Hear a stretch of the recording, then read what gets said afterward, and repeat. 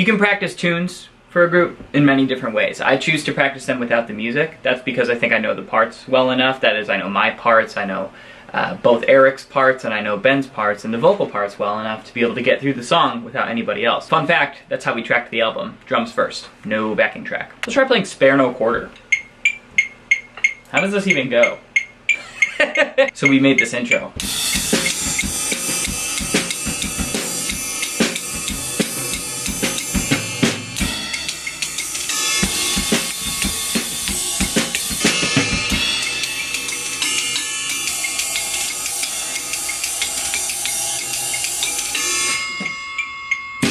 One thing I noticed while playing through with the metronome just now is I think in practices, like when we're not playing with the metronome, I slow down during one part to where Ben goes,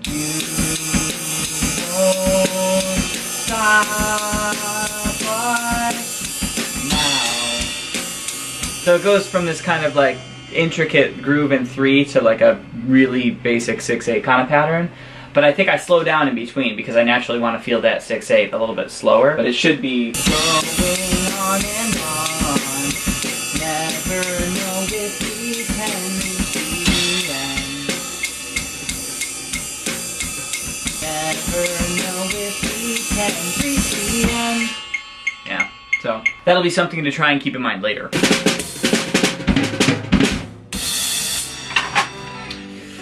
All right, off to work.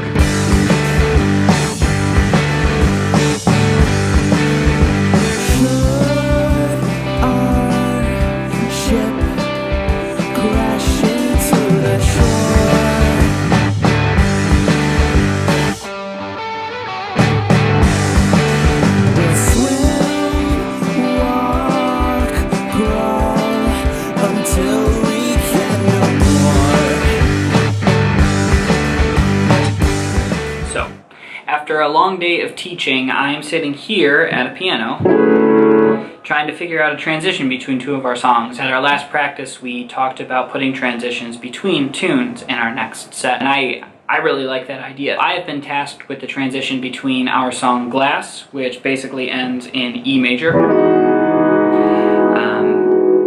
We're going from that tune to our tune Oceans. It starts on like a G major kind of sound.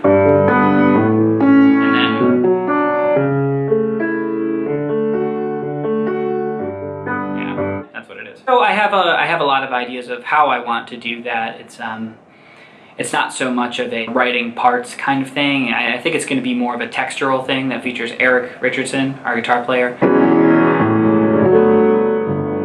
That's kind of nice. I mean, just the sound of E major going to G major is pretty, but that's not really characteristic of our sound. That harmony is more characteristic of like jazz or like fusion music. Pretty, no doubt. It's beautiful, but we'll figure it out. It could be really interesting to experiment with something that's very textural, maybe almost free. Like we just swim around E major 7, sharp 11 apparently.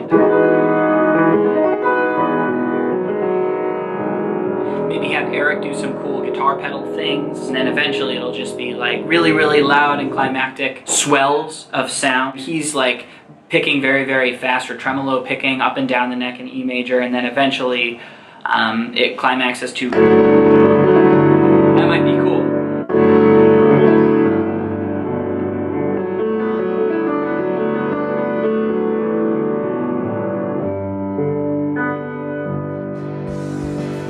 Well, I think I figured it out. I'm gonna think about that on my way to practice now.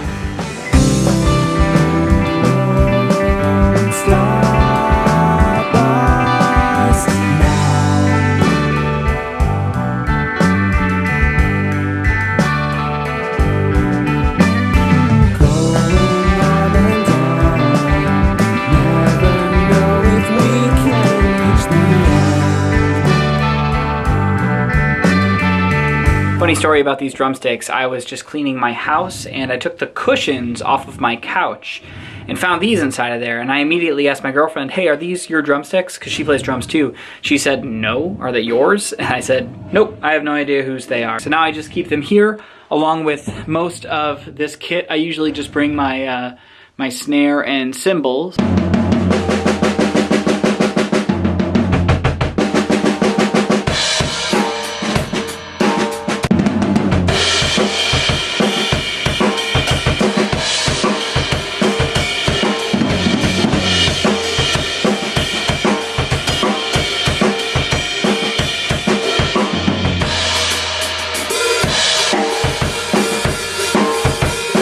drummers out there, I have nothing inside of my bass drum. Nothing! I have the reso head at like medium high tension, and then I have the better head just a little bit looser than that. Every drum is different, so you just kind of want to spend some time with your bass drum and figure out what works for you. I also have one of the, what the heck are you? Here, I'll just show you. One of these bad boys.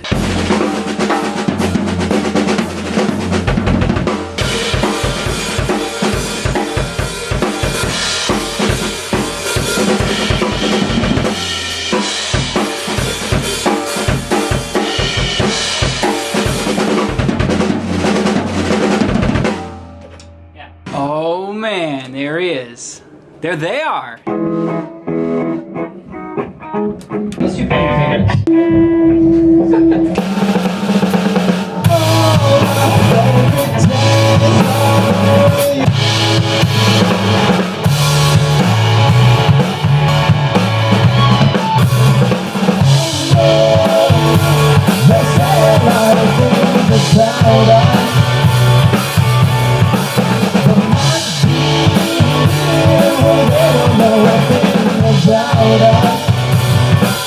fingers.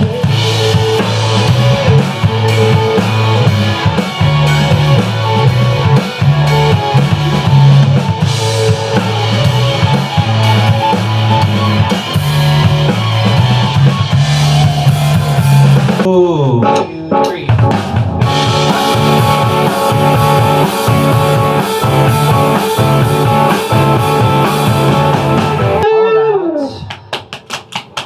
Yeah. Who's got the best DMX impression? I feel like you do. I don't know why.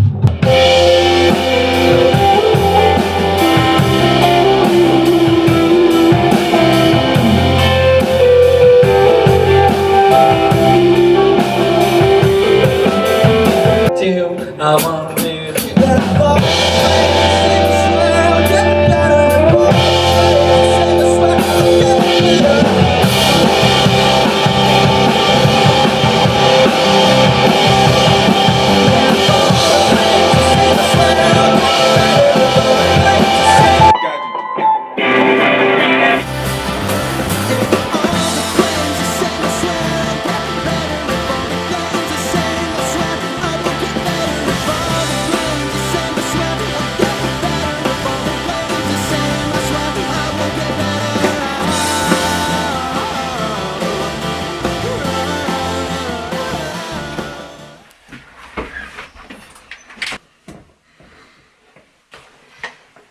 Okay, well, it is 11:40 right now. Just got back. Normally after rehearsals, we talk about the sets that we want to make for certain shows. We basically just talk about what needs to be done for next time. Not only musically, but also like, you know, logistically with any shows that we have coming up. Anyway, thanks so much for checking the video out. I hope it gives you a little bit of insight as to what I do in the band and outside of the band and outside of rehearsals and all of that stuff. Be sure to stick around because there's more coming soon.